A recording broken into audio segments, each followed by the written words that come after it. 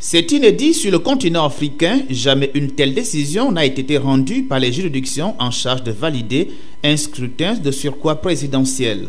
Mais la Cour suprême du Kenya a invalidé contre toute attente la réélection de Uhuru Kenyatta, le président sortant du Kenya, au motif de graves irrégularités susceptibles d'avoir influencé cette élection.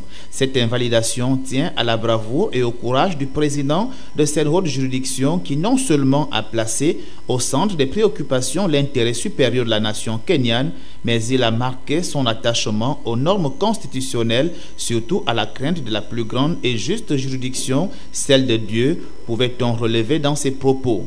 David Maraga a donc montré et tracé la voie à suivre au reste du continent où l'expression démocratique dans les urnes reste encore menacée, notamment les pays africains francophones qui réussissent encore honteusement à garder les mêmes dirigeants si ce n'est le même régime plus de 2 décennies.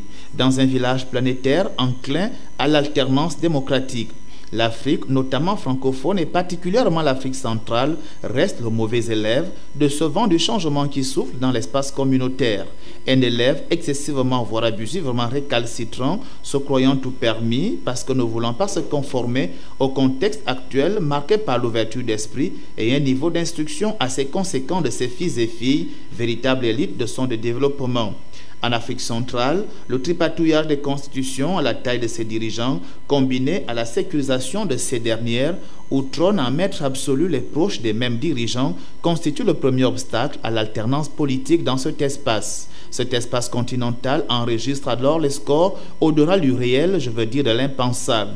En Guinée équatoriale, par exemple, au cours des 2 scrutins présidentiels, le score du président Teodoro Obiang oscille les 93% à la décision musclée du président de la haute juridiction inattaquable.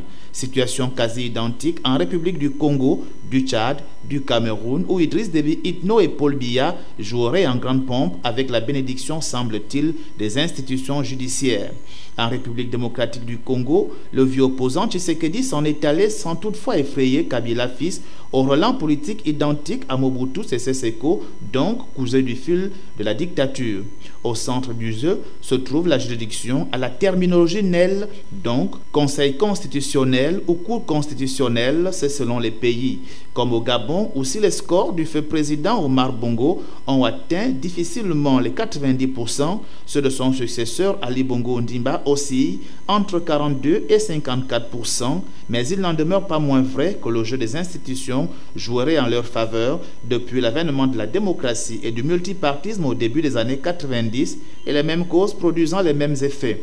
Résultat des courses, l'alternance démocratique semble bloquée et les institutions semblent aux ordres dans notre espace continental.